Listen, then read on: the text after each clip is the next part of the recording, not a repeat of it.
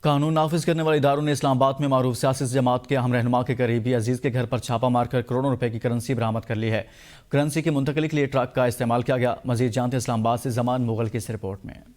اداروں کی اطلاعات پر قانون نافذ کرنے والے اداروں نے فوری طور پر کارروائی کرتے ہوئے اسلام آباد کے پوش علاقے میں واقع ایک گھر پر چھاپہ مار کر کروڑوں روپے کی کرنسی برآمد کر لی۔ ذرائع کا کہنا ہے کہ جس گھر میں کروڑوں روپے کی کرنسی موجود تھی وہ معروف سیاسی جماعت کے ایک انتہائی اہم رہنما کے قریبی عزیز کا گھر ہے۔